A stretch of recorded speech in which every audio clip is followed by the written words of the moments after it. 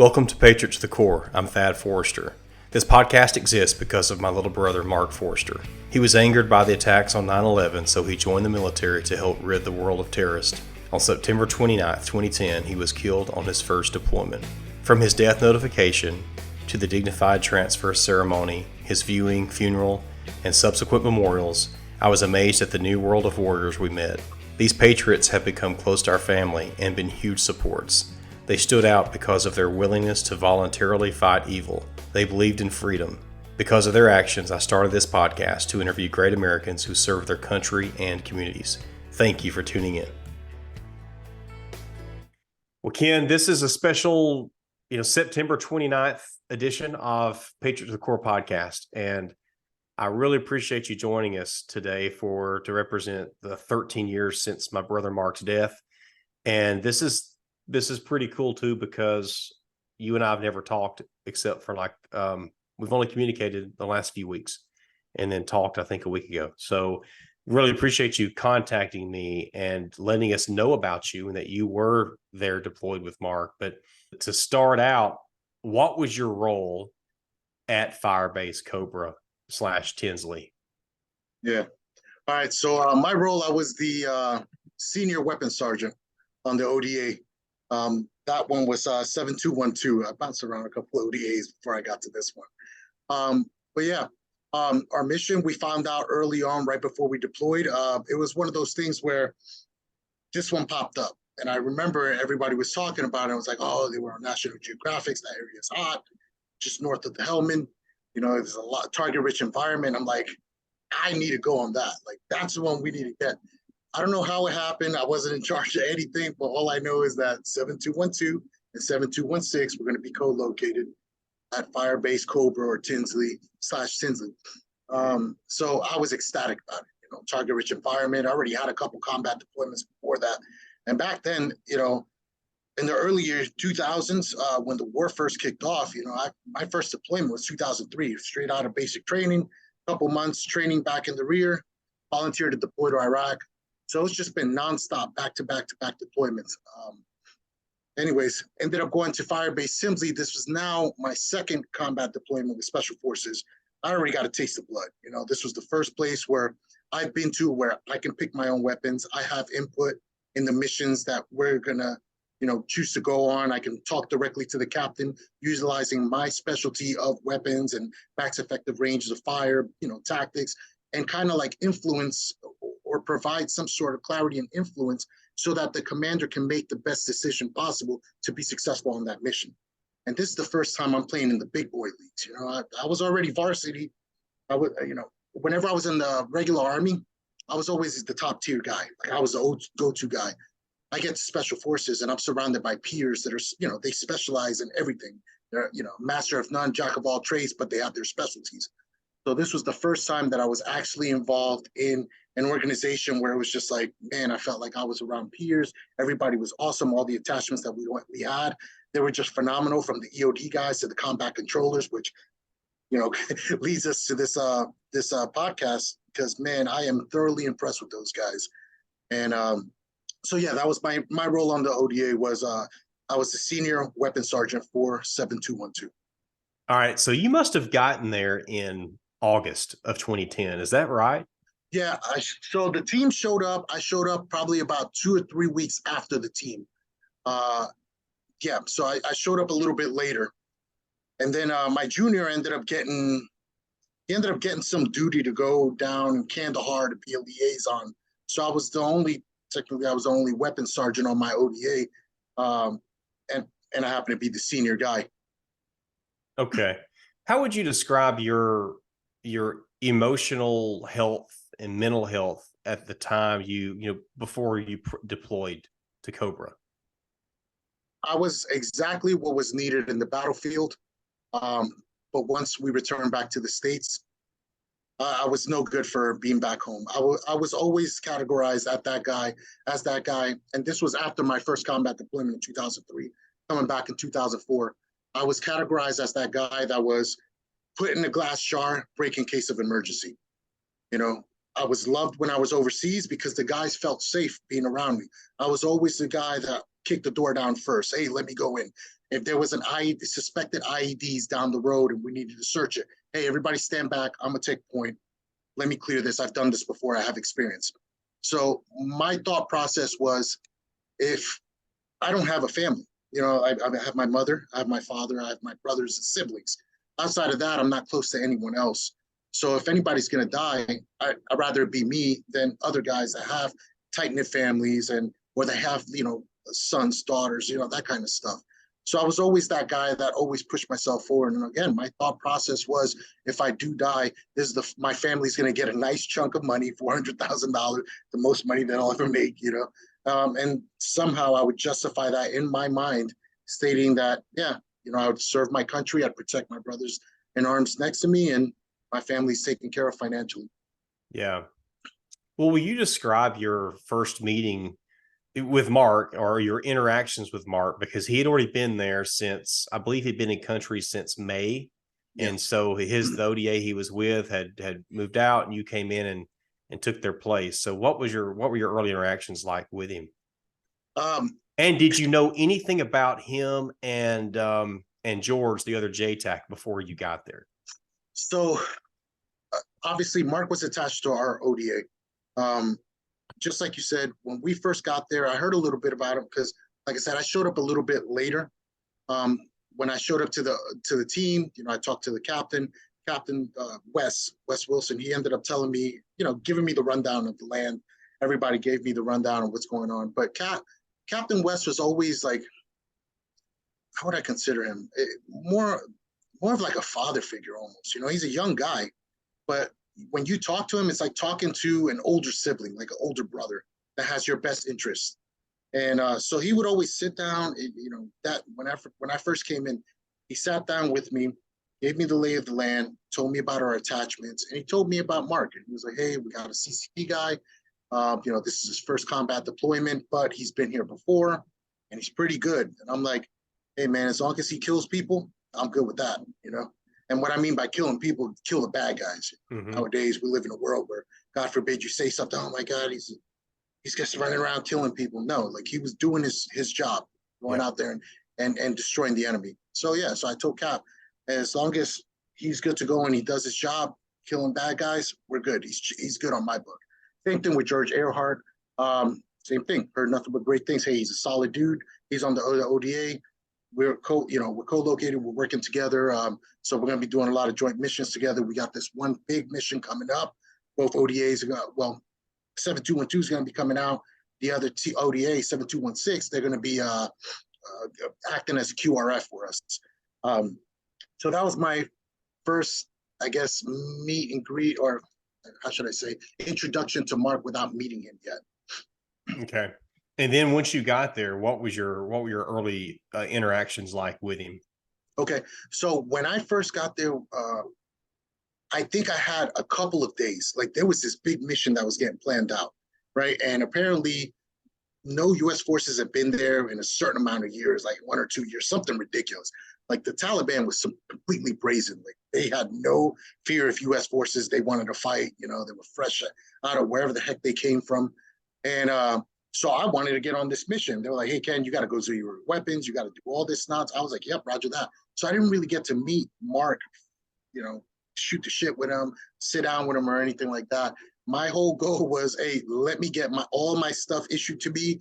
Let me go get to the range. Let me zero my weapons. Let me make sure my heavy weapons are firing. Everything's correct. Let me take out all the mortar systems, line up the mortar sites, make sure everything's bore sighted. My job was to make sure that not only was I getting ready to go on this mission because I wanted to get my kill on, but I wanted to make sure that all of my guys were good to go with their weapon systems and none of them will malfunction. Everything was working properly. PCCs, PCIs. Who help me understand your role as a senior weapons sergeant just a little bit more? Is that, first of all, you're talking about your guys. Who are some of your guys? Like, is that a Mark Madison kind of guy? These other guys on the ground? Anybody that needs weapons on your team?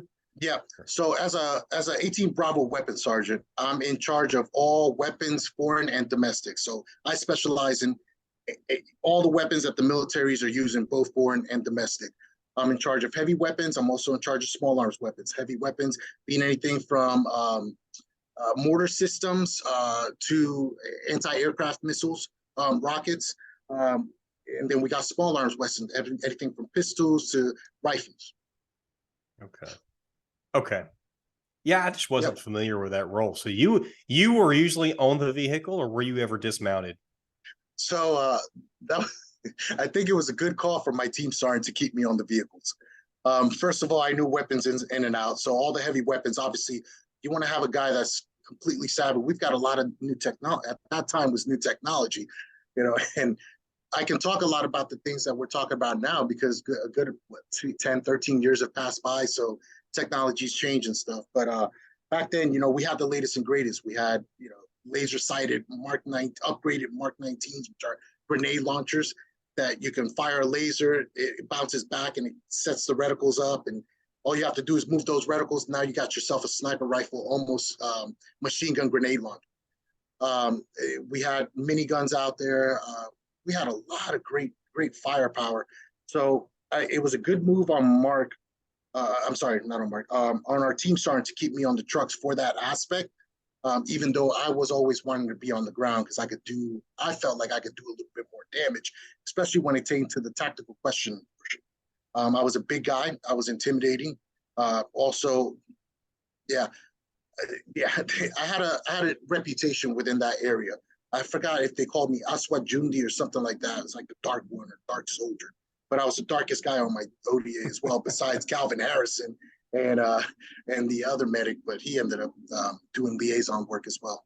The dark one, that's what they called you? So something around that line, because I was one of the darkest guys out there. Okay. I'm in the Afghan sun. Imagine me now, and I stay out of the sun. I would get even darker. Yeah. Okay.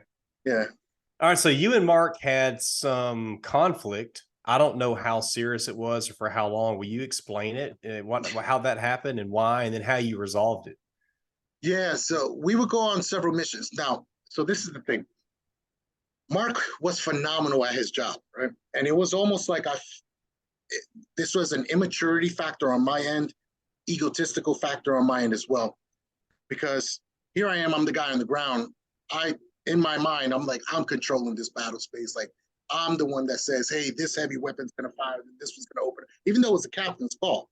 But again, me being immature Ken, having a lot of combat experience, it was an ego thing. I was like, oh yeah, I'm the best thing since sliced bread type thing. So Mark Forester gets there and he's like, yeah, and I'm setting up the mortar. I'm getting things done. He's like, what are you doing? I'm like, hey man, I'm about to shoot some mortars, get those birds out of the sky. He's like, negative. I got birds on picket station right now. You can't fire. Something about the RAS or the airspace not being cleared. And he's like, I can't clear. You can't fire. The airspace isn't clear. And I'm like, I don't give a damn. I was like, Mark, this is my airspace. Get your birds out of there, or I'm launching mortars. And so we kind of got into an argument about that, and it was. And this is all over the radio. No. Right? This we were next to each other. Okay.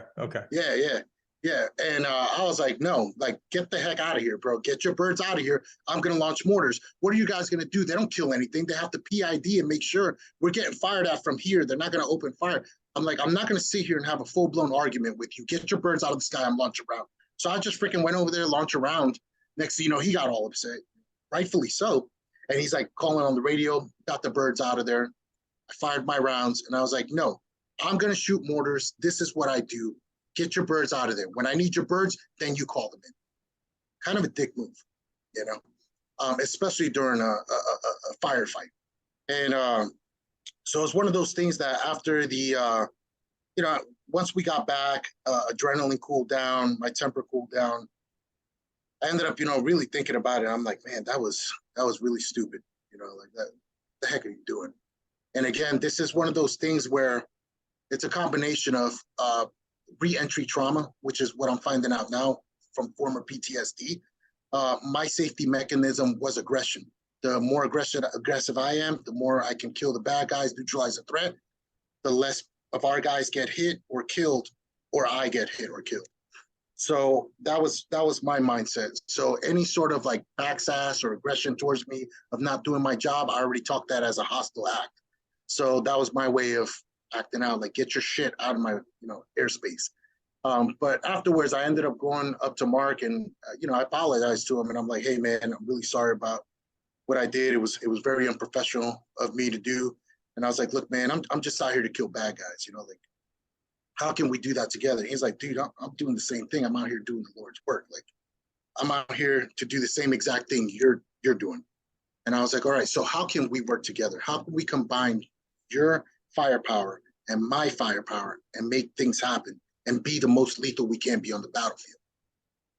And that's when we created this beautiful symphony of just death and destruction, where I would open up with HE and smoke, and I would do a volley fire where it would be alternating HE smoke, HE smoke. The last one being barked by smoke. I would tell him my rounds were complete. He would then call the birds in, which, you know, if the birds didn't see, he would call the birds in and they would mark off of that last smoke. You know, and mind you, we're shooting anywhere from 81 millimeters to 120 millimeter mortars. So this is giant freaking, you know, smoke, giant fire. The birds are going to see this. So the birds are coming in, they're strafing off of my last round and finishing on anything that's alive in that area. It was beautiful. After that, I was like, Mark, you're my go-to dude. Like, let's work together. And he was all about it. God bless his heart. And he was so much more emotionally mature than I was, you know. He could have easily been like other dudes or like me, you know, get on my face. Hey, I've been here longer than you. What the hell you know, like that kind of stuff. He got mad, walked off, called his birds off, and just chilled out, you know, and just chilled. Waited till I got back, didn't rub it in my face or nothing when we came back. And I was just like, man, there's something up with this guy. I like him. I like him. And then, you know, throughout that deployment, shortly after that, we go out, we do trainings. Mark would always like have us going out there and calling for fire and doing training for like JTAC. Hey, you know, letting us know when you talk to the birds, then know you're non-JTAC qualified so that they can work with you and they understand you don't know as much and they'll guide you through some of the steps, you know. And so we would be out there. I know another Mark Madison, we would be out there all the time with the radios, you know, doing that number. And then just like really combining fires together, you know, utilizing the mortar system and that air support and just freaking wrecking out.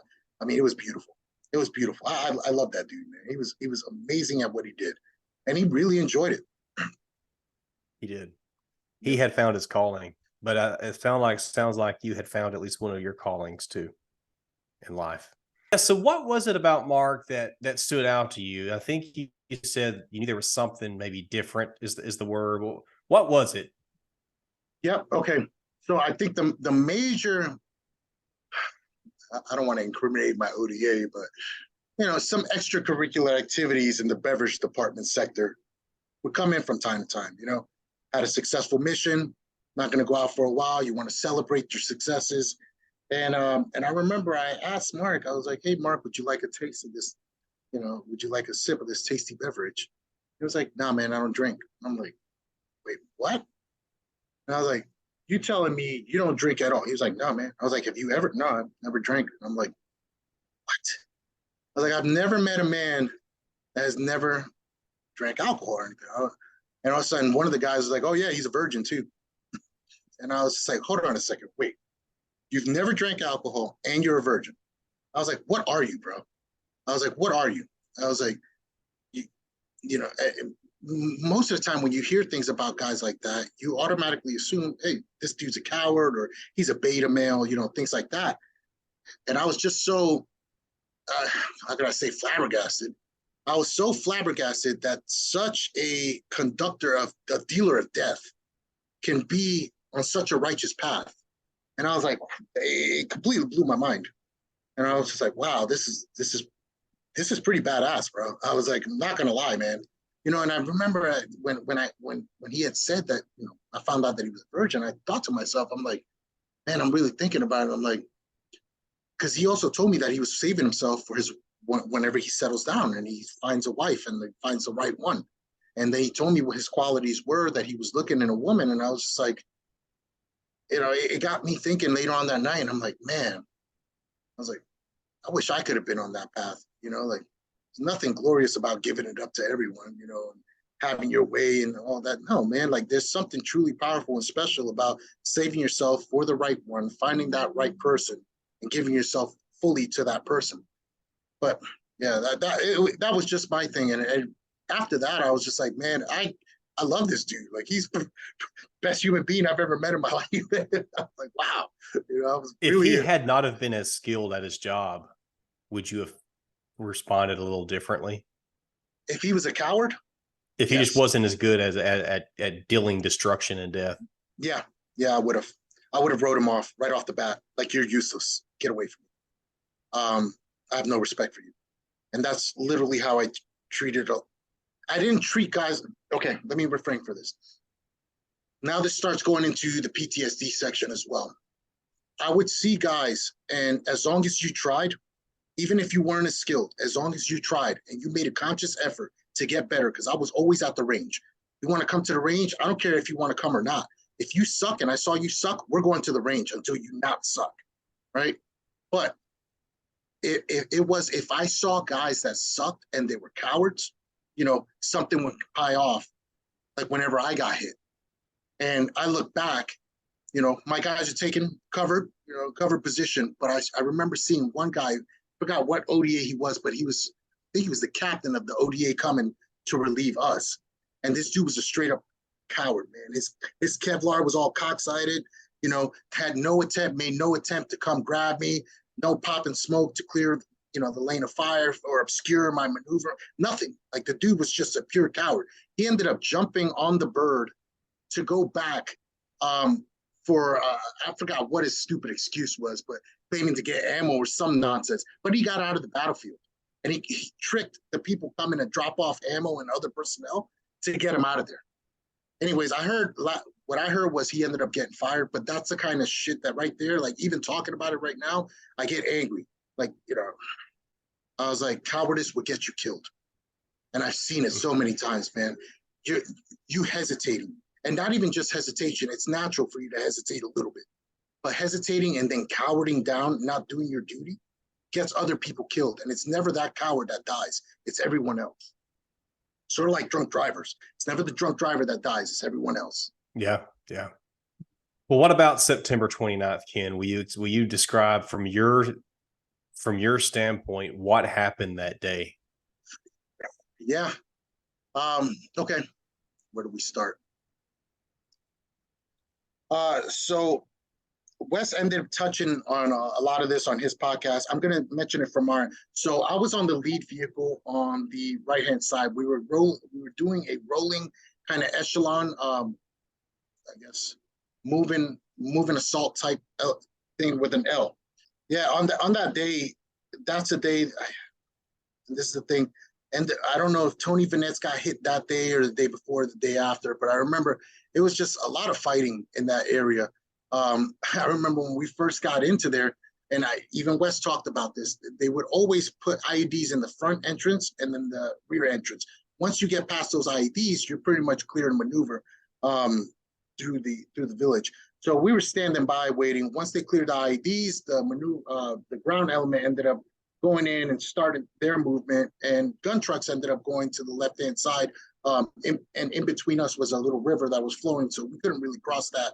Plus, even if we were to cross that, it would be nothing but farm fields and irrigation.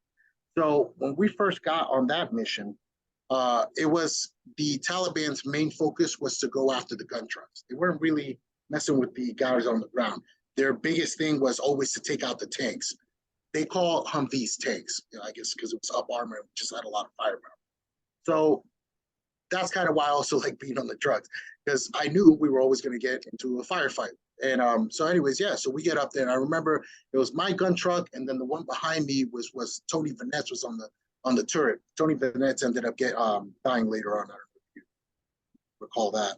Yeah. Yeah. So seems like he was in January of 2011. Does that sound right? Yeah. Yeah. Yeah. Yeah. So, that initially, once we got in there, it was just nice little firefight. It was one of those things where it just started from the very beginning. Dismount started clearing. And after that, it would be like, okay, cool. Well, we had a limit, a point of where we couldn't cross. So we ended up having to go on the other side and change that L pattern onto the other side. So now we're on the other side on the road next to the mountains, and we're pretty much just skirting. So the way that the ground element is moving is they're moving like this, and we're moving alongside. So if something happens to the ground guys, we can fire this way. same thing. The ground guys can fire up. So we got sectors fired. Like, we're good to go. Anyways, that day that happened with Mark and Cal, we had gotten into it was a pretty well coordinated, decent sized ambush. And I remember, oh man, this is gonna freak you out. But I can tell you right now, I've got Chief Little that can corroborate my story on this one. I remember we're going up and we're coming up on a clearance. Like, we're just kind of going up a little baby hill. And the compounds are all to our left, the village is to the left, and the mountains are on our right-hand side. But as we're going up, mind you, I'm on the turret as well. I could see there was a flat little like clearance area where we can essentially stage out of, which we eventually did later on. So when we got up there, I remember I stopped the vehicle, and all of a sudden I told Chief Little, I'm like, Chief, do you feel that? Because it's sort of like you hit a wall, and all I could feel is just evil. And that's the best way I can describe it, man. It just felt evil. And I was like, Chief Little, do you feel that? And he was like, yeah. I was like, do you feel that? And he was like, yeah, man. And I was like, does that feel evil to you? He's like, yeah. So now we passed, and my gun truck is passed on the clearing. And I remember I looked back, and I was going to tell Tony to stop his vehicle because I just felt something. And when I looked back, all of a sudden, boom, things just started erupting, and I just seen Tony go down. And I'm like, what the heck? So I get on the gun truck, returning fire. We don't know where the fire is coming from, but all we do is we see walls and a heavy vegetation. So I'm doing the best that I can to lay down suppressive fire, just shooting. And it was pretty accurate fire because the rounds were impacting. I had ammo cans all alongside my turrets, and I provided pictures for you. And you can see on those ammo cans, we ended up having to put kind of like steel metal plates to block the bullets from going and hitting the bullets in the ammo can. So all you hear is slap, slap, slap, slap, like all the metal cans, they get hit by the bullet, they would slap and just like reverberate. And so doing the best, obviously gained massive superior firepower. I look back, I'm like, Tony, you're right. He's like, yeah, man, I got shot in my calf. We're good. And I'm like, all right, fucking get back in the fight. So, it's not like something I had to tell him anyways. The dude was a hard charger. He was a seasoned veteran. Guy had freaking just as many combat deployments as I had, I think probably even more. And so he was right back into the fight. So we ended up keep pushing forward. And I don't remember if we had a pause after that or if that was the day that happened with Cal and Mark. But I do recall that when that incident happened with Cal and Mark, my thought process as the lead vehicle was to push our vehicle a little bit further ahead than normally we would because the Taliban had been targeting us this whole time. I mean, the whole deployment was pretty much targeting the gun trucks. So I figured in my mind, I would get a little bit ahead of the dismounts. That way I could draw fire. So if the Taliban were to open up, I could keep my guys, the guys that were on that ODA, or the attachments, I would call them my guys, and it's just like a brotherly thing, like, oh, these are my family, my brothers, that kind of stuff. So I thought to myself, maybe if I push my gun truck a little bit ahead, we can draw the enemy's fire and give the guys on the ground a little bit more, I guess, clearance so that they can see or maneuver, that stuff, instead of being right on top of the action. I was wrong. So the Taliban had ended up shifting their tactics and saying, nah, screw the gun trucks. We're going to go after the dismounts. And so once that happened, I was already pushed up to the point where we couldn't pop a U-turn with our gun truck. The only way to go backwards was to reverse the gun truck. And I think I had an A&A behind me. Either ways, long story short, man, that stuff came on the radio. And that's when I heard, Cal had gotten, he was KIA, Cal's hit. Was that from Mark? Yeah, Who said that? Mark called it on the radio, stating that Calvin had gotten hit. And I remember hearing it on the radio. And I'm just like, what the heck's happening? I'm asking, I'm like, yo, what the heck is happening? And I forgot. It was just like, yeah, dude, it sounds like Calvin's KIA. And I'm like, there's no freaking way. Kept hearing Mark come on the radio, hey, Calvin's down, Calvin's dead. Anyways. So Ken, could you hear any fire, any guns going off in the background of Mark's radio calls at that It, time? it, it was sporadic. And that's the thing. You know, first of all, I didn't know where the guys were at. You know, we would always shoot star clusters. No star clusters were going off. I'm trying to listen for gunfire to see where the guys are at. Then I would hear sporadic, you know, onesies and twosies shots, like boom, boom, boom, boom, you know, and then just stops and nothing else, you know. And I'm just like, what the heck, you know? I'm freaking out. I'm like, hey man, why are they not shooting the star cluster? So I'm kind of getting on my radio. I guess at that time that I got on the radio where I was requesting that they shoot up a star cluster, I think Mark had changed channels and was talking to others. Um, all I know is that my request for them shooting star clusters up to mark their frontline trace was not heard.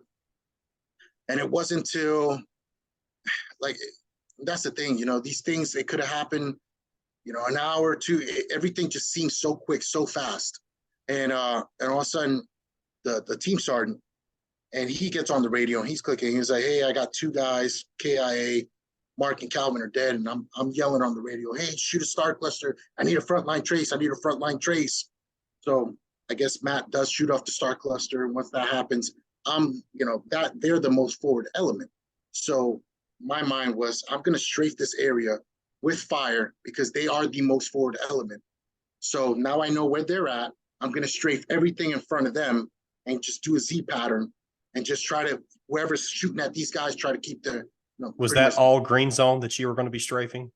I'm sorry, what? Was it all green zone, the area Yeah, you'd be strafing? yeah, Okay. real heavily vegetated, very, Okay. very heavily vegetated. Again, I couldn't see anything. So right now I'm just wishful thinking, hopefully getting the, you know, the enemy's head on the ground, maybe shooting next to them or near them so that they can go ahead and take off and, you know, stop engaging our guys.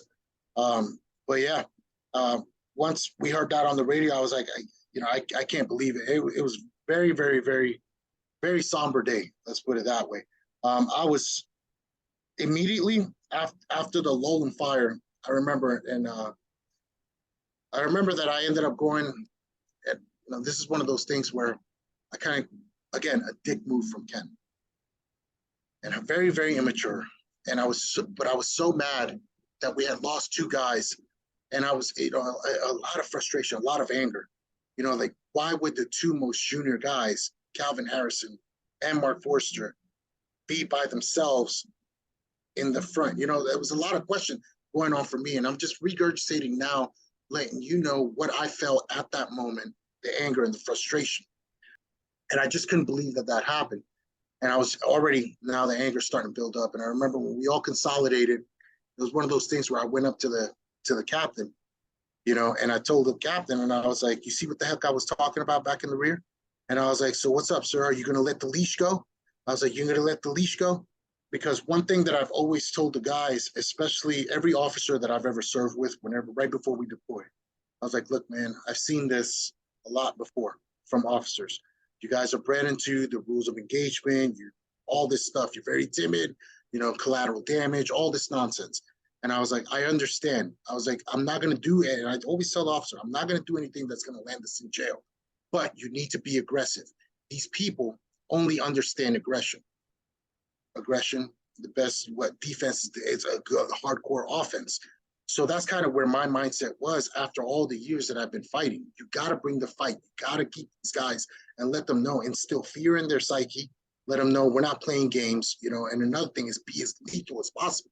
They've been, you know, these Afghan, you know, and a lot of them are foreign fighters from other places, but Afghans been fighting for how many thousands of years? Like, they just nonstop war from all these major superpowers. Like, the only thing they understand is aggression, you know. So that was one of those things. So when that happened, you know, I got mad at Wes, and I was like, now you're going to take the leash off. Now you see what I'm talking about. He was like, all right. And I was like, let's take the leash off.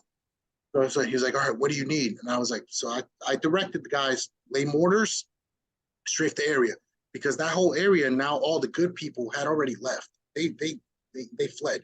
The only ones that are there to fight. So I laid the mortar systems out with the other guys. And again, we had cross-trained. I was in charge of cross-training along with my counterpart from the other ODA, Clay Blackshear, had cross-trained our teams on how to use the mortar system.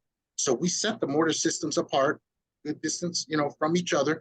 I forgot what the actual distance that we have to be to overlap fire because it's been so long. But we set them up and we would do search and traverse. So we fire around, search, traverse, angle it. So it's sort of like you're walking the rounds whichever way, like this, you know. And we just fired a whole big volley.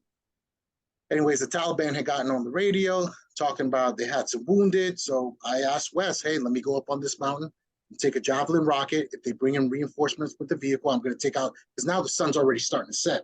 So now we have the night. We own the night. And my Javelin rocket, I can see thermal and I can see night. So, Has Mark and Calvin's bodies already been evacuated at this point?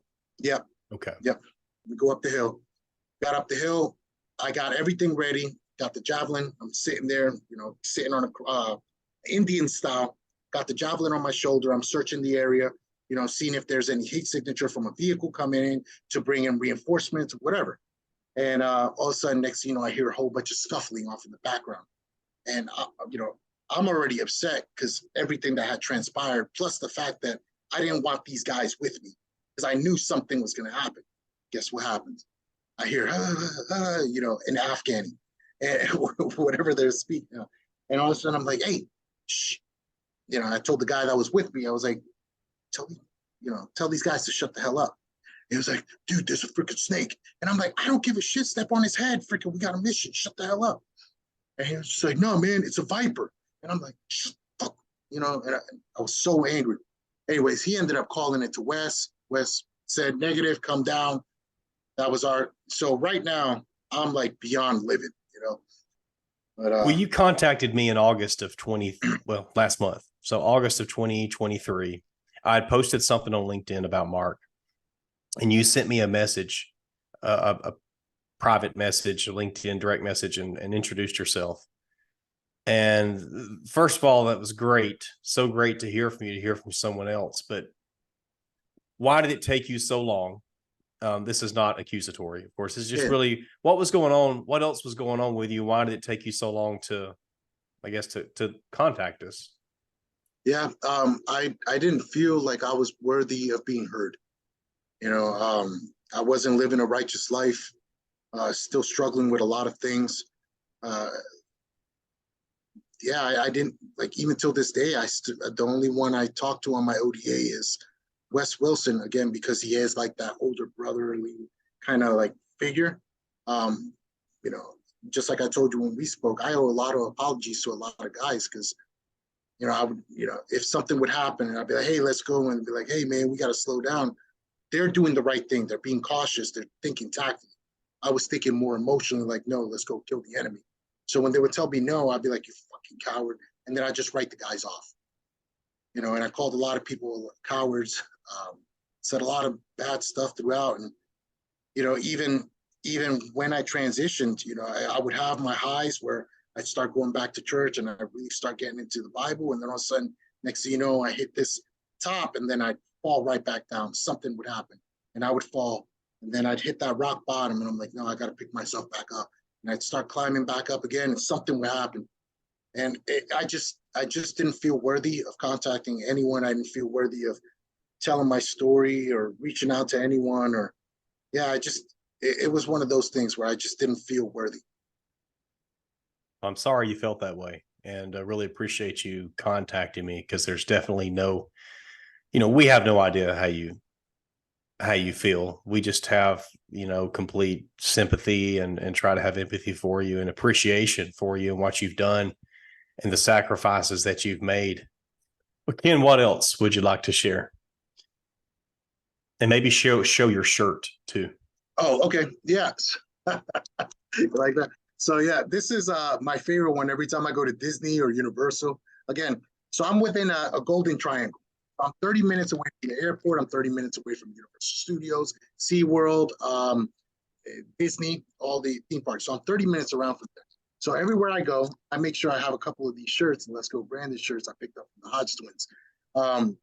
But I go there because I want people to know, man. You know, like I know a lot of the news media portrays the white heterosexual male as being alt-right and far extremist and Trump supporting, you know, uneducated, but it always throws people off for some crazy reason, again, because they regurgitate everything that's in the freaking that the media feeds them. It always throws them off to see a brown dude wearing a "Let's Go Brandon" shirt. I want to ask you a question, though, Sure. wrapping it up, Ken, about going back to September 29th of Yes. Mark's final battle, Mark and Cal. What do you think? I know you weren't there, like right there. What do you think Mark and Cal or their team could have done differently? Or another thing, you made a comment about why were the two most junior ranking guys by themselves? So now I've had a lot of these questions, and I've been on a mission to figure out really what happened. We've got the Silver Star citation, which is what I've had to really rely on. However, there are accounts, and there are some accounts that of course, I mean, everybody's account's not going to be the same every time. But what could they have done differently? And was Mark and or Cal, were they alone? Were they left alone? Where they shouldn't have been? I mean, were they sent into a situation where somebody knew they were going to be outmanned? Can you elaborate on any of that at all or speculate? That's a hard one to do, man. Because I don't have eyes on exactly what happened.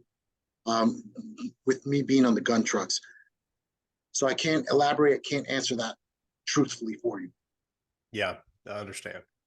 Just had to ask. I mean, I'm always curious of really what all happened, because it seems like there weren't a lot of people around. Yeah. Like right there, with Mark. And believe me, it's one of those things that we always, after every mission, we always have an after action review, AAR, after action review or report.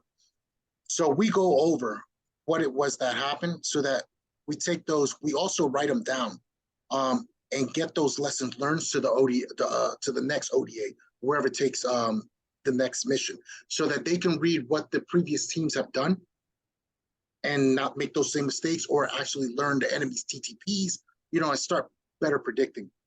It was a rough deployment, man. And I tell you right now, it was probably, and I've been through some pretty sick ones. I was between Ramadi and Fallujah in 2003 to 2004. I was in Haifa Street in 2004 to 2005 in Baghdad, and we did a little bit of the uprising Sadr City. I was in Muqtadiya when they did the big insurgency move in Baghdad. They did the big push in Baghdad, and then they ended up pushing, doing the big surge in Mosul, pushed all the shitheads to us and moved to the area. Heavy fighting there. I think this one was probably the heaviest fighting that I've witnessed. Very target-rich environment. That's their staging ground. That's where all the support was. They stage all their little freedom fighters that come from all over. They would stage them there. They get all motivated to be shipped out to, the Helmand to go farm their poppy field or whatever the heck that they do. So it was a lot of bad guys and a very target-rich environment. So that's one of those things. Shoulda, coulda, woulda. Unfortunately, it happens in war, man. And we can war game this and try to plan it as best as possible. But honestly, I don't know. I don't know what could have been done to prevent that. Okay. Well, thank you so much for your time and for your sacrifices for our country as well. Anything else in closing, Ken? No, brother. If you ever want to talk, if you ever want to, just reach out to me. I'm always open. And yeah, man, I greatly appreciate you having me come on board. I wanted to share this story. My pleasure. Thanks for listening to this episode of PTC with my guest, Kenny Alicea. If you enjoyed this one, please leave a review on Spotify and or Apple Podcast. On Spotify, you can easily interact with me at the bottom of the show notes by answering the Q&A question. Ken's details from Mark's final battle allow me to piece together just a little more of the events of Mark's final moments. I'm grateful for his time and thoughts. It wasn't easy for him to discuss.